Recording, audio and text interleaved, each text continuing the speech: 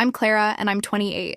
I discovered my brothers were making double my salary for doing half the work, and when I confronted HR about it, my father looked me dead in the eye and said, "They're men, and you only spend money." So I quit on the spot, and he actually laughed.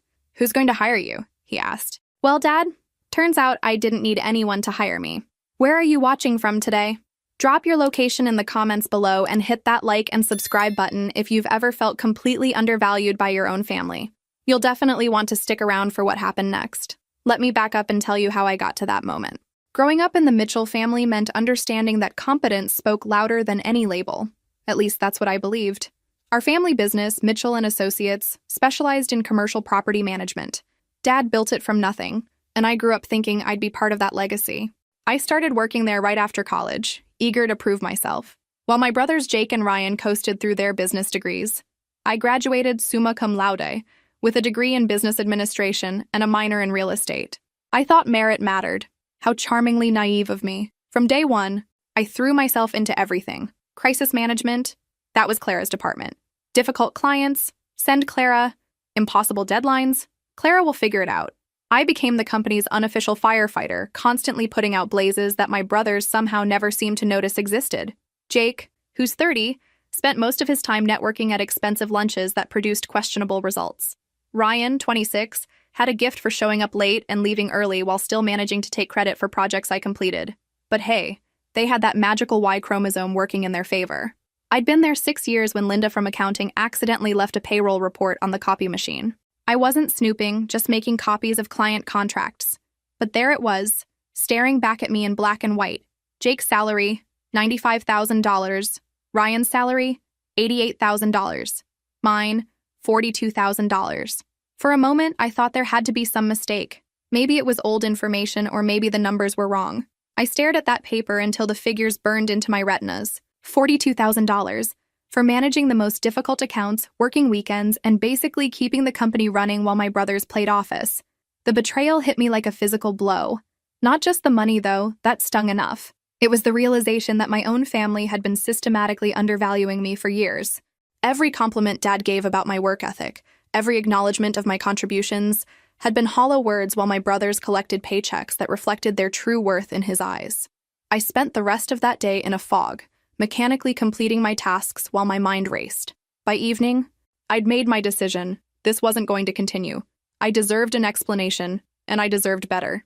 The next morning, I marched into HR and asked for a meeting about compensation review, because surely this could all be resolved like adults. Surely my family valued fairness and would correct this obvious oversight once it was brought to their attention. God, I was still so naive. The HR meeting was scheduled for the following Thursday. I prepared like I was defending my dissertation, armed with performance reviews, client retention statistics, and a detailed breakdown of my responsibilities versus my brothers. I figured numbers don't lie, right? Well, apparently they do when your last name is on the building. Sandra from HR looked uncomfortable from the moment I sat down. She's worked for our family for 15 years, and I've always liked her. She's fair, professional, and has a reputation for handling sensitive issues with discretion. But today, she kept glancing toward Dad's office like she was waiting for backup. "Clara, I understand you have concerns about your compensation," she began carefully. "Concerns is putting it mildly," I replied, sliding my prepared documentation across her desk. "I'd like to understand the criteria being used for salary determination, because based on performance metrics, there seems to be a significant discrepancy." She barely glanced at my materials. That's when I knew this wasn't going to be the straightforward discussion I'd imagined. "I think this conversation would be better had with your father directly," she said, already reaching for her phone. "Let me see if he's available." 5 minutes later, I was sitting in Dad's office, watching him flip through my carefully prepared charts with the same expression he'd used to review a grocery list. Sandra sat beside me, nervously adjusting her notepad. "Clara, honey," Dad began in that patronizing tone he uses when he thinks I'm being emotional. "I appreciate your initiative here, but I'm not sure you understand how business compensation works." The honey did it. That casual dismissal, like I was a child asking why the sky is blue. "Enlighten me," I said evenly. He leaned back in his leather chair, the one behind the massive oak desk that was supposed to intimidate. "Your brothers have different responsibilities, different pressures. Jake handles our major institutional clients, and Ryan manages our development projects. Those roles carry more liability, more complexity." I blinked at him. "Dad, I handle Morrison Industries, Blackstone Properties, and the entire downtown portfolio. Combined, They represent 60% of our revenue. Yes, but... And last month, when Blackstone threatened to pull their contract over the heating system failures, who spent 3 straight days coordinating with contractors and city inspectors to resolve it? His jaw tightened slightly. I was disrupting his narrative. Clara, you're very good at operations, but leadership requires... Leadership?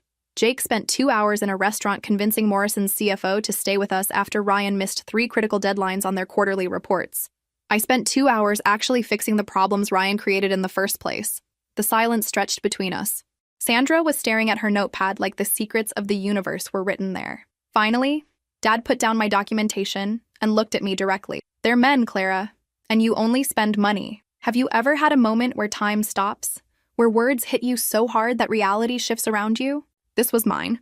6 years of dedication, excellence, and loyalty reduced to my gender and some twisted perception of my worth. Excuse me? I managed. Men have families to support. They need career growth, financial stability. You'll probably get married, have kids, want to stay home. It doesn't make sense to invest the same resources in someone who's temporary. Temporary. 6 years, and I was temporary.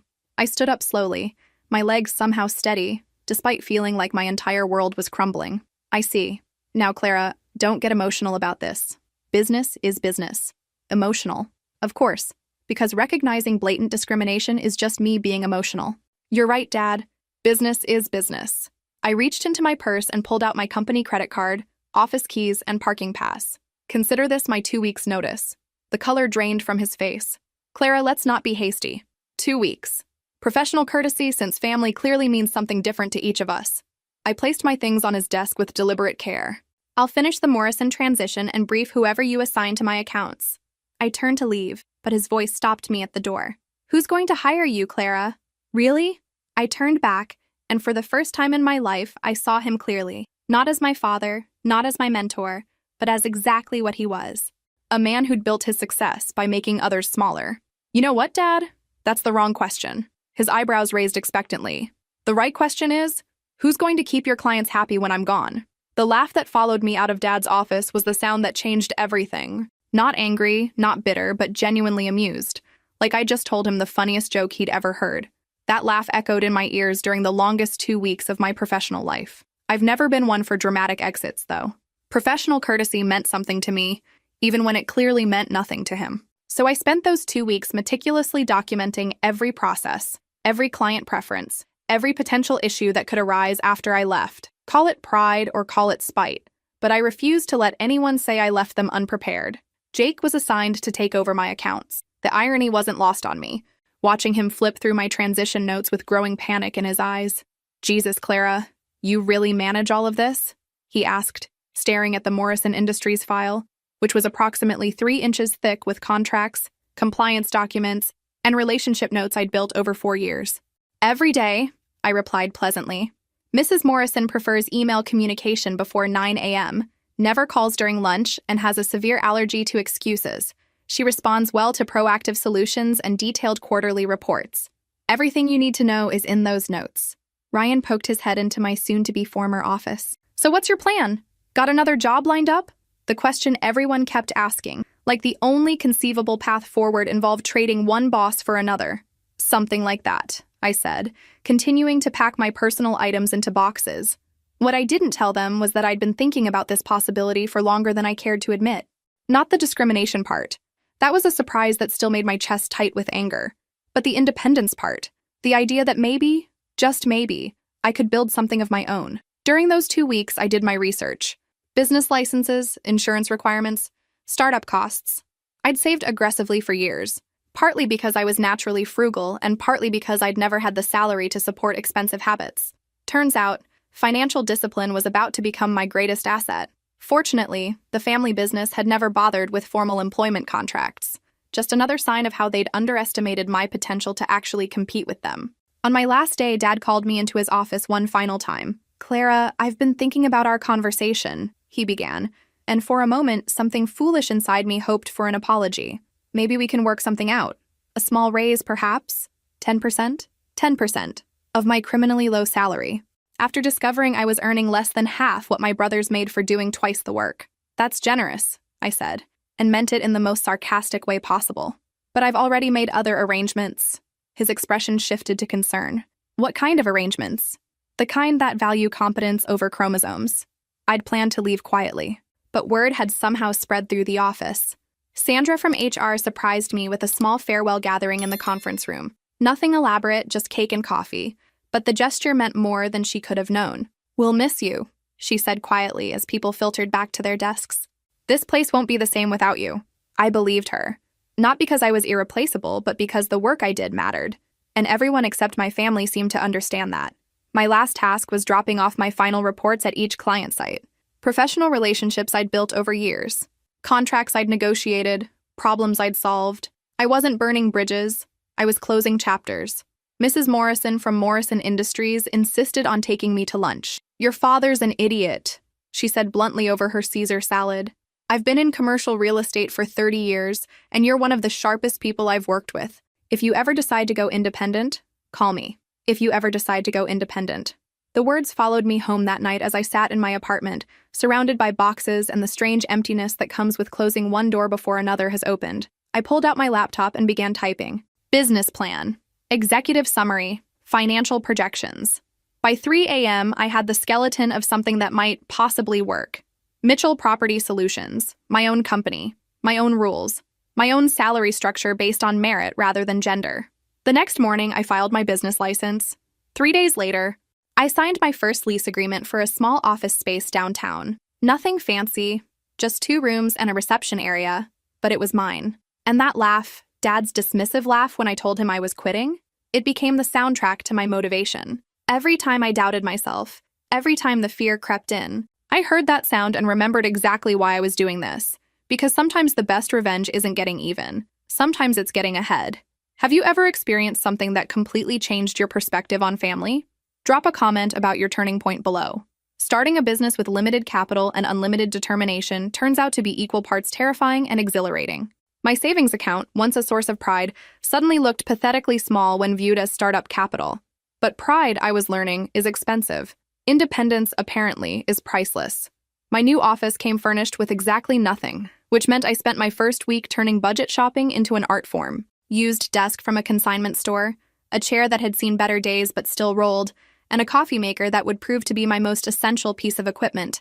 The reception area remained empty. Hiring staff was a luxury I couldn't yet afford. The first month was humbling in ways I hadn't anticipated. I'd gone from managing million-dollar portfolios to personally answering every phone call, handling my own filing, and discovering that business insurance is both absolutely necessary and absolutely expensive. But I was free. Free from family expectations, from being undervalued, from watching my brothers coast on privilege while I worked twice as hard for half the recognition. Some mornings, I'd arrive at my empty office, make coffee in my single-cup machine, and just smile at the quiet. My business plan was simple: provide superior property management services to small and medium-sized commercial clients. The ones too small for the big firms to care about, too large for individual landlords to handle effectively. My former family business had always chased the massive contracts, leaving a whole segment of the market underserved. Finding those first clients required more creativity than I'd anticipated. I spent weeks researching properties, cold calling building owners, and attending every networking event I could find. My elevator pitch became refined through repetition, personalized service, responsive communication, and transparent pricing. The breakthrough came from an unexpected source. Remember Mrs. Patterson, who owned the small office complex where I'd rented space? She'd been managing her properties herself for 15 years, and the stress was showing. "Clara, honey," she said one afternoon when I stopped by to pay rent, "you mentioned you do property management. I've got 3 buildings, and I'm drowning in maintenance requests and tenant complaints. What would something like that cost?" My first client. The contract wasn't large, 3 small office buildings with a total of 20 units. But it was real. Mrs. Patterson became my proof of concept, the foundation that would prove my business model could work. Within 2 weeks, I'd resolved a plumbing issue that had been ongoing for 6 months, negotiated better rates with her cleaning service, and implemented an online portal for tenants to submit maintenance requests. Mrs. Patterson was so pleased she recommended me to 2 other small property owners she knew.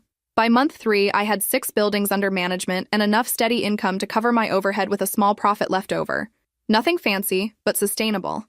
More importantly, I was building a reputation based on responsiveness and results. The work itself felt different when it was mine. Every satisfied client was personal validation. Every problem solved was evidence that I'd made the right choice.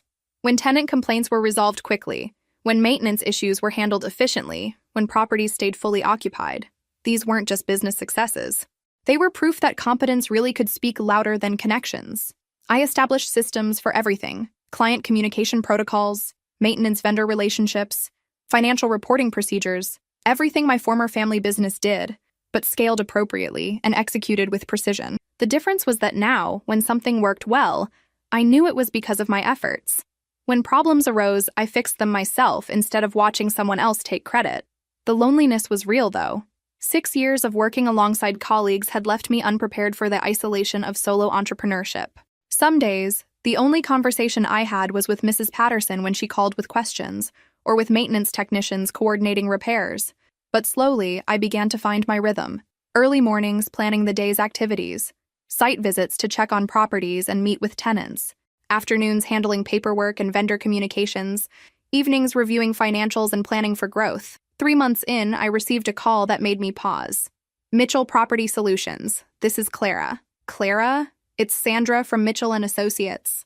My stomach dropped. Hi, Sandra. How's everything going? Well, that's actually why I'm calling. Her voice was carefully professional, but I could hear stress underneath. We've had some challenges with the Morrison account since you left. Mr. Morrison specifically asked if we could recommend another management company. I know this is awkward, but would you be interested in a referral? I stared at the wall of my small office, processing the implications. Morrison Industries, my former client, the account Jake had inherited, was looking for new representation. Sandra, I appreciate you thinking of me, but I'm not sure that would be appropriate. There might be conflict of interest issues. Actually, they terminated their contract with us 2 weeks ago. Mr. Morrison said the service quality had declined significantly, and they needed someone who understood their specific requirements. After 4 years of managing their account, building relationships with their facilities team, and learning every quirk of their operation, I definitely understood their requirements. I'd be interested in speaking with them, I heard myself saying. Great. I'll have Mr. Morrison's office contact you directly. After I hung up, I sat in my office for a long time, staring at my phone. My first major client, potentially returning to me not through family connections or inherited relationships, but because they valued the quality of work I provided. The irony was delicious. Dad's question echoed in my mind. Who's going to hire you? Well, Dad, turns out my former clients were lining up to hire me, and they were willing to pay market rates for competent service. The Morrison Industries contract changed everything. Not just financially, though the retainer was more than I'd made in 3 months with my smaller clients. It changed how I saw myself as a business owner. This wasn't charity or sympathy from former colleagues. This was a major commercial client choosing my services based on merit. The transition meeting with Morrison's facilities director was scheduled for the following Tuesday. I'd worked with Janet Morrison for 4 years, developing mutual respect that had made my job easier and their operations smoother. But sitting in their conference room as the owner of my own company felt surreal. Clara, I'm going to be direct, Janet began. The service we've received from Mitchell & Associates since you left has been inconsistent at best. Maintenance requests that used to be handled within hours are now taking days. Communication has become sporadic. We need reliability, and frankly, we need someone who understands our operation. I nodded, pulling out my presentation materials. I understand completely. Let me walk you through what Mitchell Property Solutions can offer. For the next hour, I outlined my service philosophy, response protocols, and pricing structure. Everything I'd learned about their operation, combined with the systems I'd developed for my smaller clients, scaled up to meet their requirements. This sounds exactly like what we had before, Janet said with a slight smile. Which makes sense, since you're the one who developed those systems. The contract was signed that afternoon. Morrison Industries became my anchor client, providing steady revenue and industry credibility that opened doors to other opportunities. Within weeks, word began spreading through the commercial real estate community. Clara Mitchell, formerly of Mitchell & Associates, was running her own operation and delivering results. The networking events I'd attended as a small, unknown entrepreneur became more productive. People returned my calls. Referrals started coming in. The best part? Clients were seeking me out through word-of-mouth recommendations. No cold calls needed when reputation travels faster than business cards in our tight-knit industry. By month 6, I'd hired my first employee. Sarah Chen, fresh out of college with a degree in business administration and enough enthusiasm to power a small city. Having someone to handle administrative tasks freed me to focus on client relationships and business development.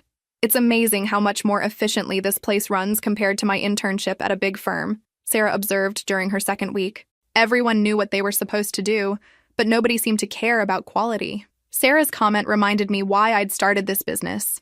Not just to escape family discrimination, but to create something better. A company where competence was rewarded, where excellence was the standard rather than the exception, where success was measured by results rather than politics. The growth was steady but not overwhelming. I was careful not to take on more than we could handle excellently. Each new client became a reference for the next. Each successfully managed property enhanced our reputation. But the most satisfying moments came when former colleagues would call with questions. Jake, struggling with a complex lease negotiation. Ryan, dealing with a difficult tenant situation. Even Sandra from HR, asking for advice on business insurance for a side consulting venture. I helped them all, not out of bitterness or superiority, but because competent people helping each other is how business should work. The contrast between my new professional relationships and my family dynamic became starker with each interaction. My parents invited me to Sunday dinner regularly, conversations that invariably turned to questions about my little business. Mom worried about my financial security. Dad made suggestions about potential clients I should pursue. Both seemed to assume that my venture was temporary, a phase I'd outgrow before returning to the family fold. You know, Clara, if you ever want to come back to Mitchell & Associates, there would always be a place for you, Dad said during one particularly awkward dinner. Your brothers could use some support with the operations side. Support with the operations side. Translation. I could return to my previous role as the person who made them look competent while they collected the credit and larger salaries. I'm happy where I am, I replied evenly. But is it sustainable? Mom asked with genuine concern. Running your own business is so risky, honey. What happens if you lose a major client? What happens if you lose a major client? The question revealed how little they understood about what I'd built. Diversified revenue streams, strong client relationships based on performance, operational systems that could scale up or down based on demand. My business was actually less risky than depending on family benevolence for career advancement. The same thing that happens to any business, I answered. You adapt, find new opportunities, and keep moving forward. By month 8, Mitchell Property Solutions was managing 12 properties with a total value of over $50 million.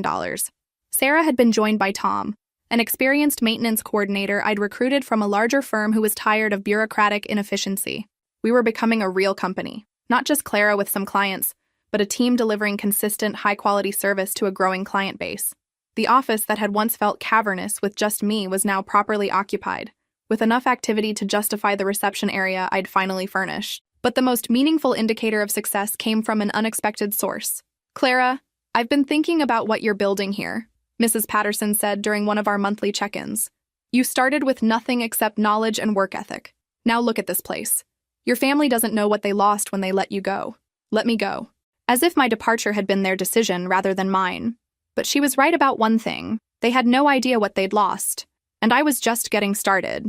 The call came on a Thursday afternoon while I was reviewing lease agreements for a new client. Sarah knocked on my office door with an expression I couldn't immediately read. Clara, there's a gentleman online too who says he's from Blackstone Properties. He's asking to speak with you directly about management services. Blackstone Properties, one of my former family business's largest clients, representing a portfolio worth over $200 million. I'd managed their account for 3 years, building relationships throughout their organization and handling some of their most complex issues. I picked up the phone with careful professionalism. This is Clara Mitchell. Clara, this is David Blackstone. I hope you remember me from our previous work together. Remember him? He was one of the most demanding but fair clients I'd ever worked with. Someone who valued competence above everything else and had zero tolerance for excuses. Of course, Mr. Blackstone. How can I help you? I'll be direct. We're reviewing our current property management arrangements. And frankly, we're not satisfied with the service we've been receiving from Mitchell & Associates since you left. I understand you're running your own operation now. My pulse quickened. Blackstone Properties would be the largest client Mitchell Property Solutions had ever pursued. It would also mean directly competing with my family's business for their most valuable account. I am. Mitchell Property Solutions has been operating for 8 months now, and we're selectively taking on new clients whose needs align with our service capabilities. I'd like to discuss those capabilities with you. Are you available for lunch tomorrow? The meeting with David Blackstone felt like a validation of everything I'd built. Over 2 hours at downtown's most expensive restaurant, he outlined his frustrations with my former family business with brutal honesty. Response times have tripled, he said, cutting into his steak with precise movements. Maintenance issues that you used to resolve in hours are now taking days to even acknowledge. When I call with concerns, I get shuffled between your brothers and never feel like anyone's actually handling my problems. I listened without commenting on my family's shortcomings. Professional discretion demanded neutrality, even when hearing about failures I could have predicted. Tell me about your current capacity, he continued. Blackstone Properties would represent significant growth for your operation. Can you handle it? The honest answer was that it would stretch us considerably.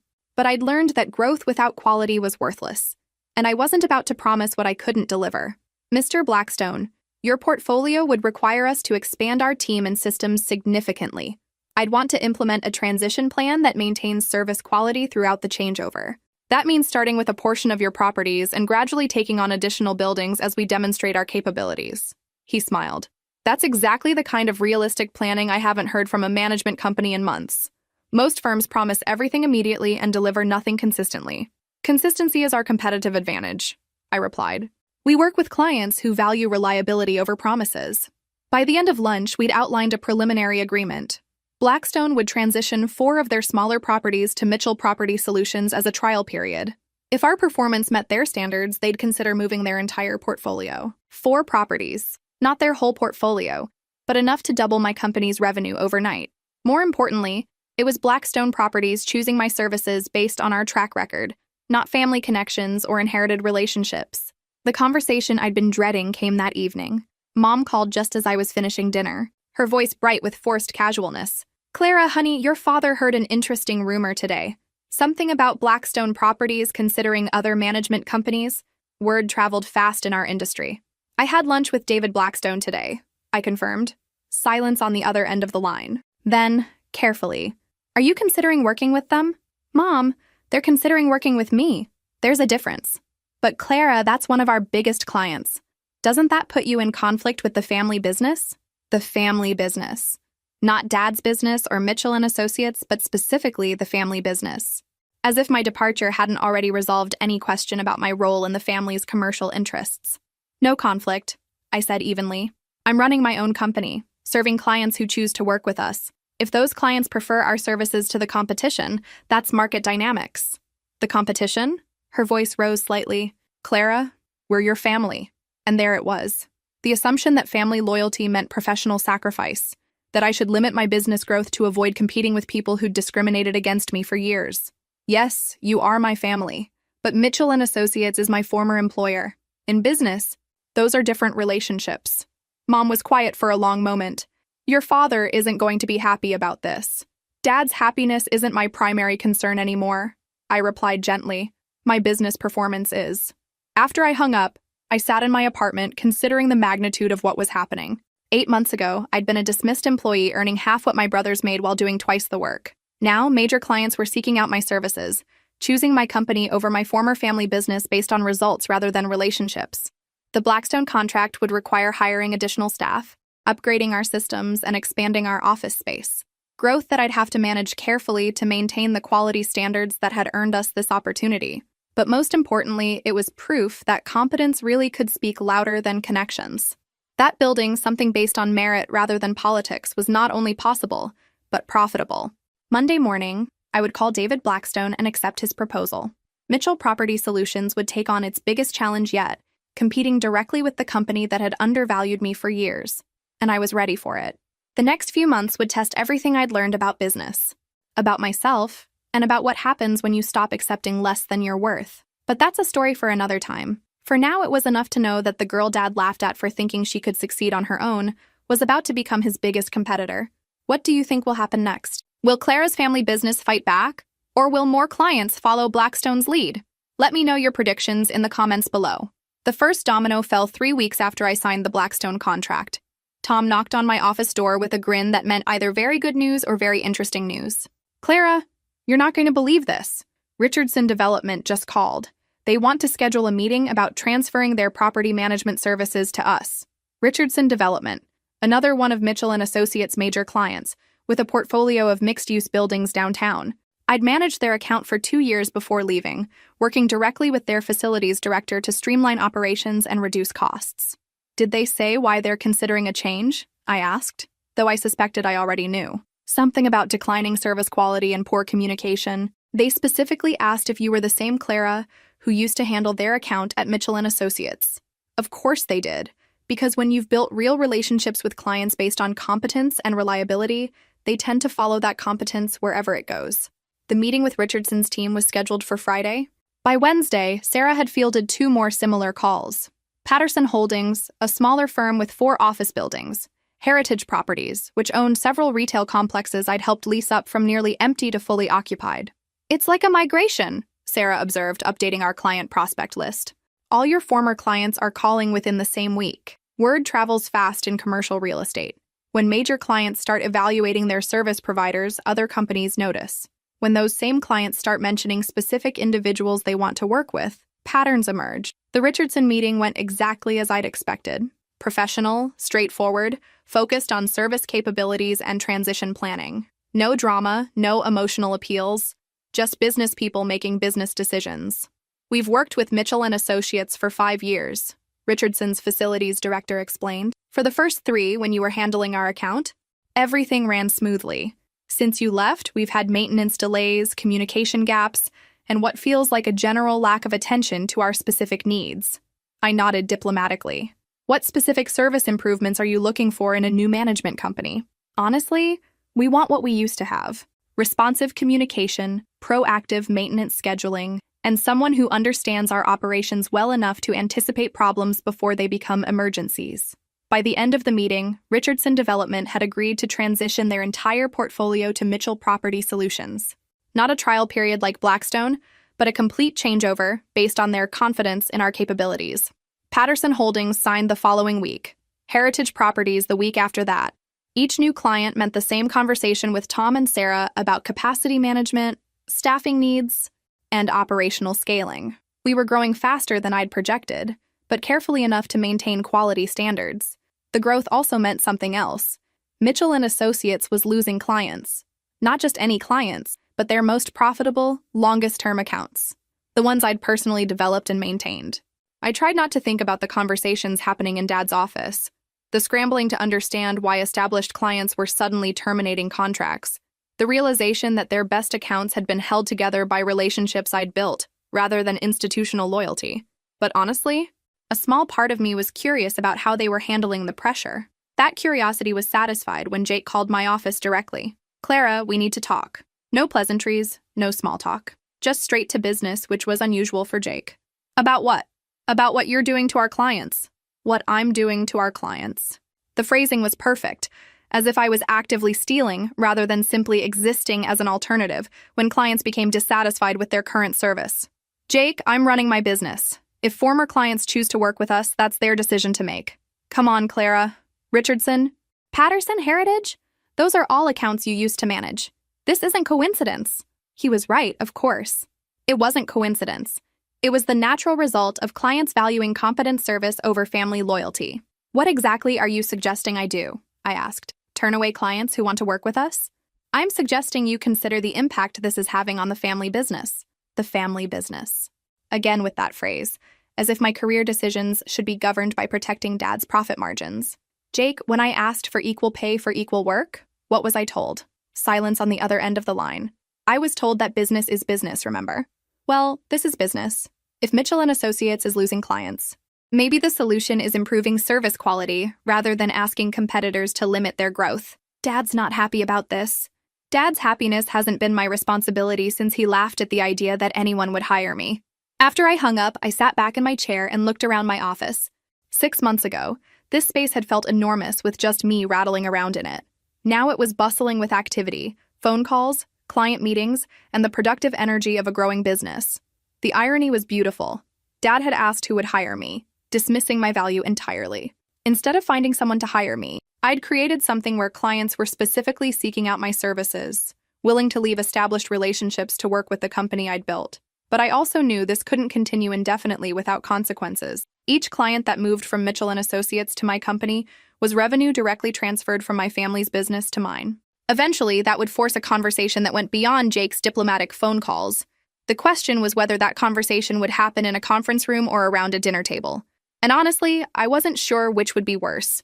The industry newsletter arrived on a Tuesday morning, and Tom brought it directly to my office with the expression that mixed amusement with concern. "Clara, you might want to see the company updates section." I scanned the page until I found it. Mitchell and Associates restructures operations following client portfolio changes. The article was professionally written but couldn't hide the underlying reality. 3 major client departures in 6 weeks. Staff reductions, scaled-back expansion plans. Restructures operations, I read aloud. That's a diplomatic way of saying scrambling to stop the bleeding. The article didn't mention where those former clients had gone, but everyone in the industry would connect the dots. Clara Mitchell leaves the family business, starts her own company, and suddenly Mitchell and Associates is restructuring, while her former clients migrate to Mitchell Property Solutions. My phone rang within an hour of the newsletter's distribution. "Clara, this is David Blackstone. I've been hearing interesting things about your growth." "Good things." "I hope." "Very good. Richardson Development speaks highly of your transition management, and I've heard similar feedback from other clients. I'm ready to discuss moving our full portfolio to Mitchell Property Solutions." The full Blackstone portfolio. 12 buildings, $200 million in managed assets, and enough management fees to triple my company's revenue. It would also make Mitchell Property Solutions one of the largest independent property management firms in the city. That's a significant decision, Mr. Blackstone. What's driving the urgency? Frankly, we've been testing your capabilities with the 4 properties you're currently managing, and the performance difference is dramatic. Maintenance response times, tenant satisfaction scores, financial reporting quality, everything's improved. We want that level of service across our entire operation. The contract signing was scheduled for Friday. By Thursday, my phone was ringing constantly with calls from other property owners who'd heard about Blackstone's decision. Word was spreading that Clara Mitchell's company was where serious clients went for serious service. That evening, Mom called. "Clara, honey, we need to talk. Can you come to dinner Sunday?" Sunday family dinners had become awkward affairs since I'd started my business. Careful conversations that avoided mentioning clients, growth, or anything that might highlight the contrast between my success and Mitchell and Associates' struggles. "Is there something specific you want to discuss?" I asked. "Your father has some thoughts about the current situation." The current situation. Code for Dad's finally ready to acknowledge that his dismissive attitude toward my capabilities might have been miscalculated. Sunday dinner was tense from the moment I walked in. Dad was already seated at the head of the table, his expression carefully neutral. Jake and Ryan were there too, which suggested this was less family dinner and more business meeting disguised as family time. "Clara," Dad began after we'd finished the obligatory small talk, "I think there's been some miscommunication about your business activities." Miscommunication. As if my building a successful company was somehow a misunderstanding rather than a deliberate choice. "What kind of miscommunication?" I asked. "Well, it seems like there might be some confusion in the market about your relationship to Mitchell and Associates. Some clients might think you're representing our interests when you're actually competing with us." I set down my fork and looked at him directly. "Dad, there's no confusion. My business cards clearly state Mitchell Property Solutions. My contracts explicitly identify me as an independent service provider. Every client interaction I have is transparently separate from Mitchell and Associates." "But you're using relationships you developed while working for us," Jake interjected. "I'm using professional relationships I developed through competent service delivery. Those relationships exist because clients trust my work, not because they belong to any company." Ryan leaned forward. "Come on, Clara. You have to admit this looks bad. Former family employee starts competing business. Takes away major clients? People are talking. People are talking. The horror of industry gossip about a woman succeeding independently. Ryan, what exactly do you think I should do? Limit my business growth to protect your comfort level?" "We think," Dad said carefully, "that there might be an opportunity to bring you back. Senior vice president position, significant salary increase, equity stake in the company. You could lead the operations division and have real authority over service delivery." For a moment, I was genuinely speechless. After everything, the discrimination, the dismissal, the public humiliation, they wanted to offer me a job. Not an apology, not recognition of wrongdoing, but employment, as if that's all I'd ever wanted. "Let me understand this correctly," I said slowly. "You want me to dissolve my successful business, abandon my clients, and return to work for you in exchange for what should have been offered years ago? It's a generous offer." "Clara," Mom said gently, "and it would keep everything in the family. Keep everything in the family." There it was again. The assumption that family loyalty should override professional judgment and personal dignity. "No," I said quietly. Dad's eyebrows rose. "No to which part?" "No to all of it. I'm not dissolving my business. I'm not abandoning clients who trust me. And I'm not returning to work for people who fundamentally don't respect my capabilities. The silence that followed was deafening. Finally, Jake spoke. So you're going to keep competing with us? Keep taking our clients? I'm going to keep serving clients who choose to work with us. If that's competition, then yes, I'm going to keep competing, and I'm going to keep winning. I stood up from the table. Thanks for dinner, Mom. It was enlightening, as always. As I walked to my car, I could hear raised voices from inside the house. The conversation I'd just ended was apparently continuing without me. But that was fine. I had my own business to run, my own clients to serve, and my own success to build. And unlike family dinners, business was going beautifully. December arrived with both holiday decorations and an unexpected invitation. The annual Commercial Real Estate Excellence Awards dinner was the industry's biggest networking event. And this year, Mitchell Property Solutions had been nominated for Rising Company of the Year. Nominated for an award. After less than a year in business, I stared at the invitation, remembering last year's ceremony when I'd attended as Dad's employee, watching from the back of the room while established firms received recognition. This year, I'd be seated at the nominees' table. The irony was delicious, but the timing was complicated. The awards dinner was scheduled for December 15th, the same week the industry would publish its year-end client satisfaction survey. Mitchell Property Solutions had scored in the 98th percentile. Mitchell and Associates had dropped to the 72nd. Clara, do you think your family will be there? Sarah asked, helping me review the seating chart that had arrived with our invitation. Probably. Mitchell and Associates usually buys a table. Will that be awkward? Awkward didn't begin to cover it. Being publicly recognized for business excellence while my former family business struggled with client retention wasn't just awkward, it was justice served with a side of professional validation. The week before the awards dinner brought another development I hadn't anticipated. Tom handed me a message slip with Dad's direct office number written on it. He called personally, asked you to call back when convenient. Dad never called anyone personally. He had assistants for that. This was either very good news or very bad news. Clara? His voice was carefully controlled when I returned the call. I was wondering if we could have lunch this week. Just the two of us. Is there something specific you want to discuss? I think it's time we had an honest conversation about where things stand. Lunch was scheduled at the same restaurant where I'd met David Blackstone months earlier. Dad arrived precisely on time, looking older than I'd noticed during our family dinners. The stress of losing major clients was apparently taking its toll. You look well, he began after we'd ordered. Business seems to be treating you kindly. It is. We're having a good year. He nodded, stirring his coffee with unnecessary attention. I've been thinking about our conversation at Sunday dinner. About the offer we made. Dad, my position hasn't changed. I'm not interested in working for Mitchell and Associates again. I know, and I'm beginning to understand why. This was unexpected. Dad didn't usually engage in self-reflection, especially about business decisions. I may have underestimated your capabilities, he continued carefully. The success you've built independently demonstrates skills I perhaps didn't fully appreciate when you were working for us. Perhaps didn't fully appreciate. The closest thing to an acknowledgement of error I was likely to hear. And I'm wondering if there might be room for some kind of collaboration. Not employment, but partnership. Mitchell and Associates could handle the large institutional clients, and your company could manage the mid-market accounts. We could refer clients back and forth, share resources, maybe even coordinate on larger projects. I studied his face, looking for the angle I knew had to be there. Dad didn't propose partnerships from generosity. He proposed them from necessity. What would be the structure of this partnership? I asked. We could start informally, cross-referrals when appropriate, maybe some joint marketing efforts. Eventually, if it worked well, we could explore more formal arrangements. Cross-referrals when appropriate.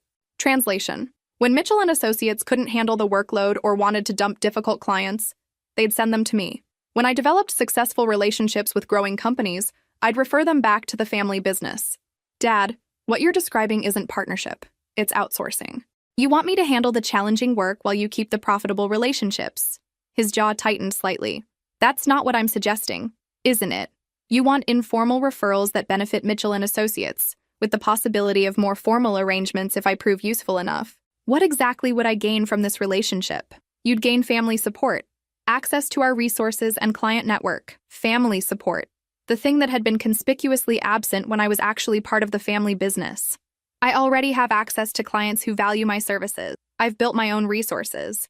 And family support? I paused, choosing my words carefully. Family support would have been useful a year ago, when I was earning half what my brothers made for doing twice the work. Dad was quiet for a long moment. Clara, I know we handled some things poorly when you were working for us, but can't we move past that? Focus on what's best for everyone? What's best for everyone? Always the family refrain when individual success threatened collective comfort. Dad, what's best for me is continuing to build my own business, serving clients who choose my services based on merit, and proving every day that the woman who only spends money was actually the most valuable asset Mitchell and Associates ever had. His face flushed slightly. I'd quoted his words back to him, and we both knew it. I didn't mean it that way. Yes, you did.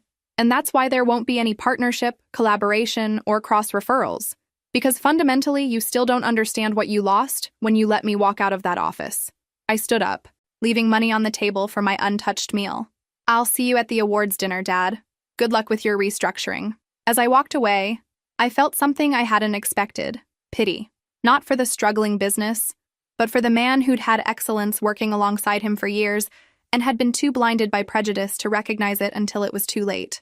But pity was a luxury I couldn't afford.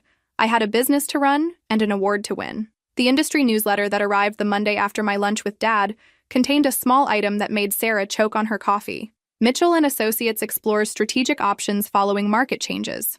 Strategic options, she read aloud. That's business speak for we're in trouble and considering selling. The thought of my family business being sold was surreal. Dad had built Mitchell and Associates from nothing, and for 30 years it had been his identity as much as his livelihood. Now, strategic options were being explored because clients preferred working with the daughter he'd dismissed as incompetent. The awards dinner was 3 days away, and the pre-event publicity was generating more attention than I'd anticipated. The local business journal ran a feature about emerging companies reshaping commercial real estate, with Mitchell Property Solutions prominently featured. The article included a photo of me in my office, surrounded by the visible evidence of rapid growth. That evening, Mom called. Clara, I saw the article in the business journal. You look very professional. Thank you. Your father's having a difficult time with all of this. The business has been struggling since you left, and now with the awards dinner coming up. I waited for her to finish, but she seemed to be searching for words.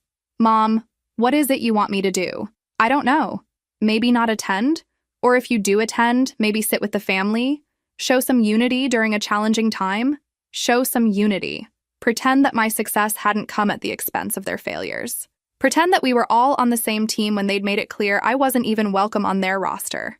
Mom, I'm nominated for an award based on the business I built after being told I was worthless. I'm not hiding that achievement to spare Dad's feelings. It just looks bad, honey, like you're celebrating our struggles. I'm not celebrating your struggles. I'm celebrating my success. There's a difference. Is there? Really? The question hung in the air. Was there a difference between celebrating my achievements and celebrating their failures? When my success was built partly on clients who'd left their business because of poor service, was I celebrating both simultaneously? Yes, Mom, there is a difference. I didn't cause Mitchell and Associates to lose clients. I didn't force them to provide poor service. I simply offered an alternative when clients became dissatisfied. That's business competition, not family betrayal. Your brothers don't see it that way. My brothers are welcome to see it however they choose. But their perspective doesn't change reality. The awards dinner was held at the Grand Ballroom downtown, the same venue where I'd attended dozens of industry events as a Mitchell and Associates representative. This time, I walked in as the owner of Mitchell Property Solutions, wearing a navy suit that had cost more than my monthly salary from the family business. The nominee reception was in full swing when I arrived.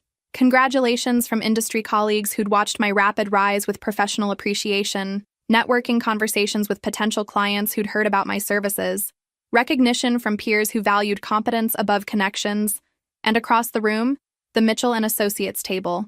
Dad in his standard black tuxedo, looking distinguished but tired. Mom beside him, dressed elegantly but wearing the strained expression of someone attending a funeral. Jake and Ryan flanking them, both checking their phones more than engaging in conversation. When the dinner program began, I was seated at the Rising Company nominees table, 6 companies being recognized for outstanding growth and service excellence. The presenter read our achievements: client growth percentages, satisfaction scores, industry impact measures. Mitchell Property Solutions, the presenter announced, achieved 340% client growth, 98% satisfaction ratings, and successfully transitioned over $400 million in managed assets within their first operational year. Polite applause from most of the room, stony silence from Table 12. When they announced Rising Company of the Year, Mitchell Property Solutions, The applause was genuine and sustained. I stood to accept the award, a crystal plaque recognizing excellence in service delivery and business growth. At the podium, looking out over 500 industry professionals, I could see my family's table clearly. Dad's face was carefully neutral. Mom was clapping politely. Jake and Ryan were studying their dinner plates with unusual intensity. "Thank you for this recognition," I began. "Mitchell Property Solutions exists because we believe competence should drive client relationships, not connections. We believe excellence should be rewarded, not overlooked. And we believe that sometimes the most successful path forward requires the courage to step away from the familiar and build something better." The speech was brief and professional.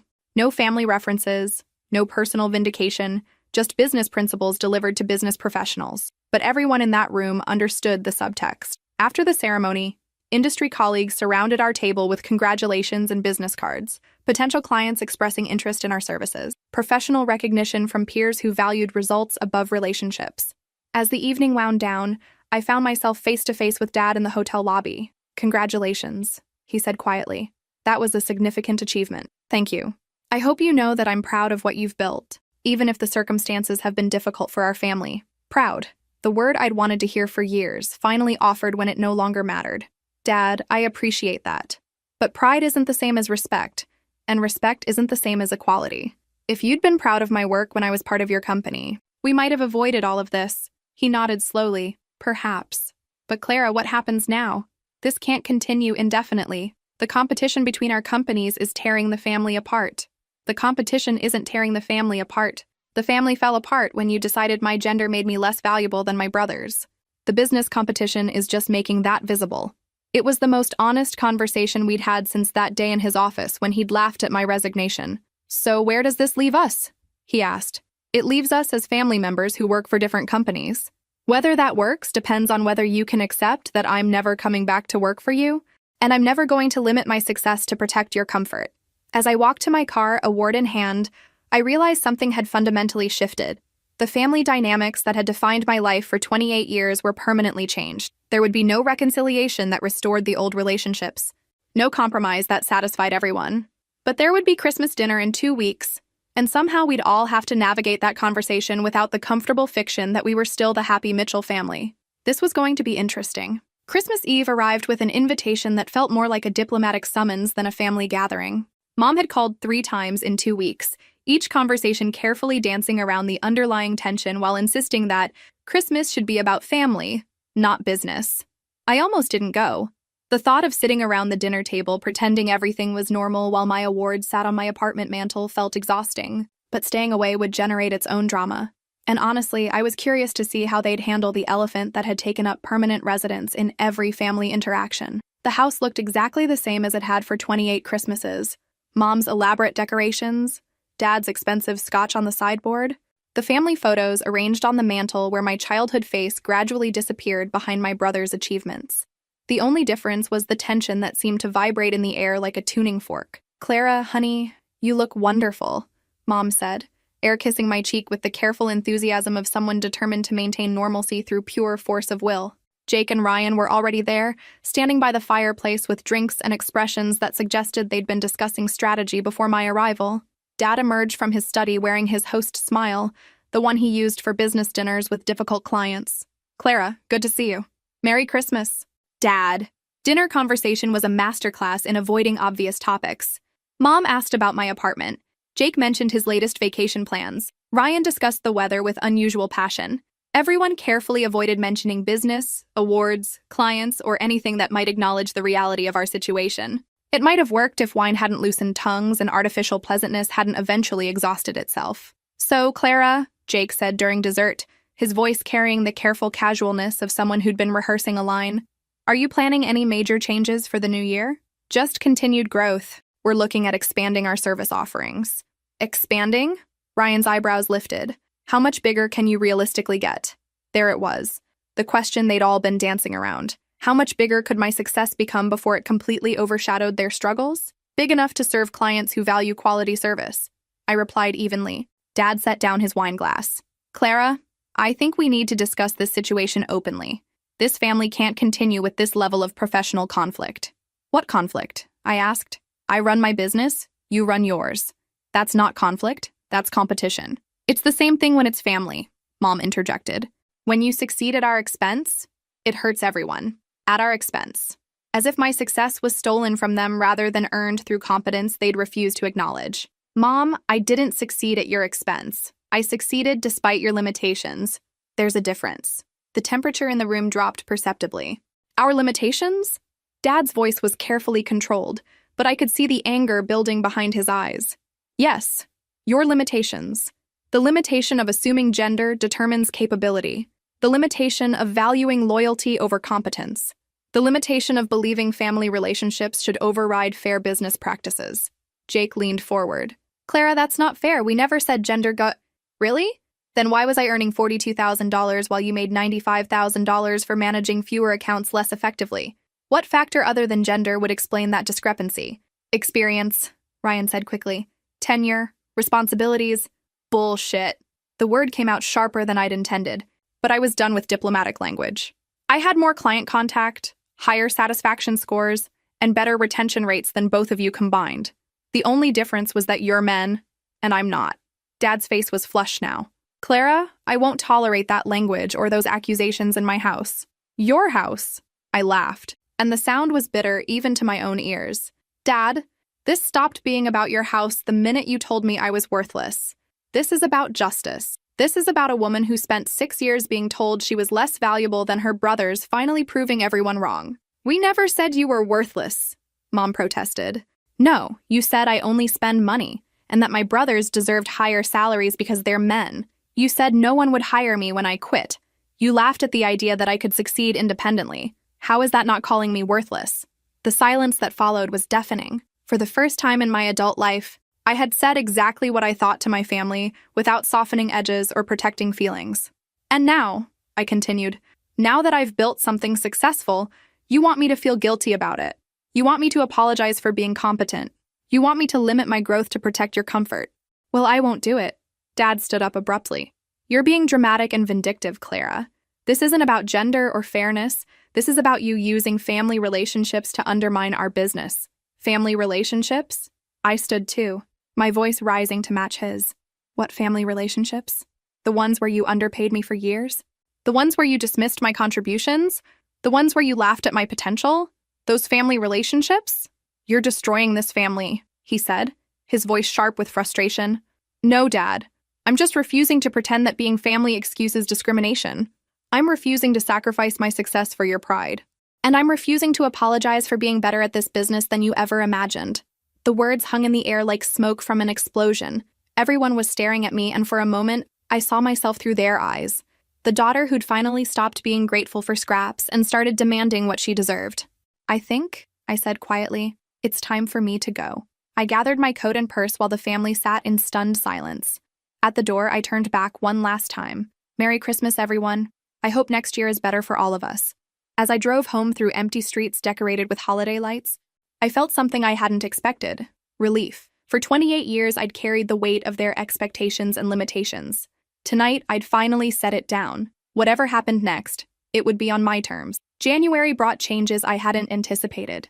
The industry newsletter that arrived on my desk the second week of the new year contained an announcement that made me pause. Mitchell & Associates implements performance-based compensation structure.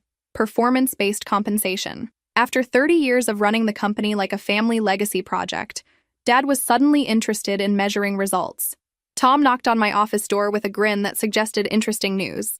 Clara, you'll never guess who just called asking about employment opportunities. Who? Sandra from Mitchell & Associates. She's looking for a new position, preferably somewhere that values professional competence over family politics. Sandra, the HR director who'd sat quietly in that terrible meeting where Dad explained why my brothers deserved higher salaries. The woman who'd worked loyally for my family's business for 15 years was suddenly interested in exploring other options. What did you tell her? That we'd be happy to schedule an interview. We could use someone with her experience in HR management. The call came that afternoon. Sandra's voice was carefully professional but carried an undertone of frustration I recognized. Clara, I hope you don't mind my reaching out directly. I know this might be awkward given our history. Not awkward at all. Tom mentioned you were interested in discussing opportunities. I am. The work environment at Mitchell & Associates has become challenging. Your father has implemented some significant policy changes that are affecting staff morale. Policy changes. What kind of changes? Sandra hesitated. Performance metrics for all employees, including family members.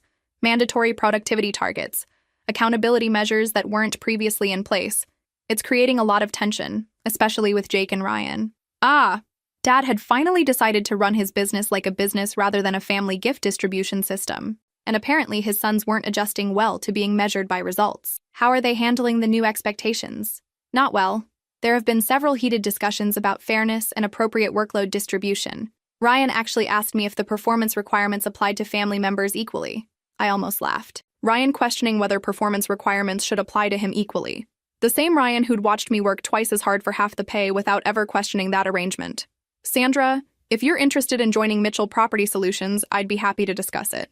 We value experience, professionalism, and the ability to implement fair employment practices. The interview was scheduled for Friday. By Thursday, I'd received 2 more calls from Mitchell & Associates employees asking about opportunities. Word was spreading that Dad's new performance-focused management style wasn't popular with staff accustomed to more relaxed expectations. Sarah found the situation amusing. So your father is finally running his company the way you always thought it should be run, but now everyone's unhappy because they're not used to being accountable? Something like that. The irony is that if he'd implemented performance-based systems years ago, none of this would have been necessary, but he preferred managing through favoritism and family hierarchy. The industry newsletter from late January contained another interesting item. Mitchell & Associates posts declining revenue for 4th consecutive quarter. The article was brief and diplomatically written, but the implications were clear. While I was winning awards for business growth, my former family business was struggling to maintain market position. My phone rang that afternoon. Dad's name on the caller ID made me hesitate before answering. Clara, I think it's time we had another conversation. About what? About the future. About what's sustainable for both of our companies. The meeting was scheduled for neutral ground, a coffee shop downtown where neither of us had history. Dad arrived looking older than I'd remembered, the stress of running a struggling business evident in his posture and expression. I've been thinking about our Christmas conversation, he began after we'd ordered.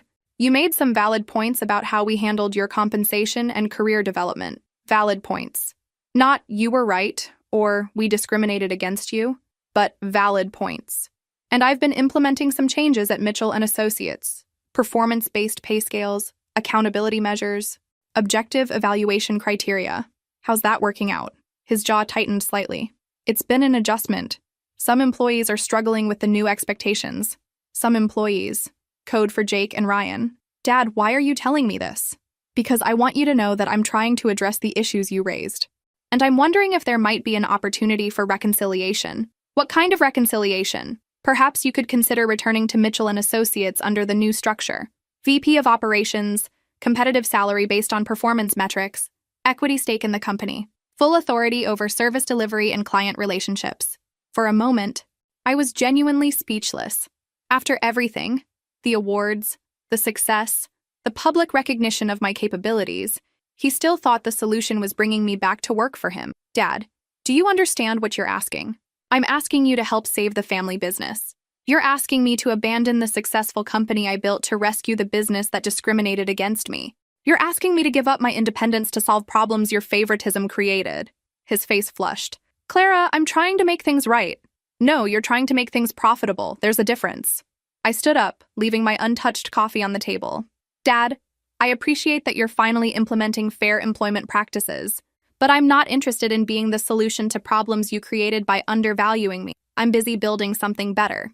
6 months later, the industry newsletter carried a small announcement. Mitchell Property Solutions named Commercial Property Management Firm of the Year. The article included a photo of our team, Sandra, Tom, Sarah, and myself, standing in front of our newly expanded offices. In the same issue, buried on page 6, was another item. Mitchell & Associates sold to regional property management firm. Dad had finally explored those strategic options to their logical conclusion. I felt no satisfaction in their failure, but I felt enormous satisfaction in my success. The woman who only spent money had built something valuable, sustainable, and entirely her own. The family business that had dismissed my capabilities was gone, but the company I'd created was thriving.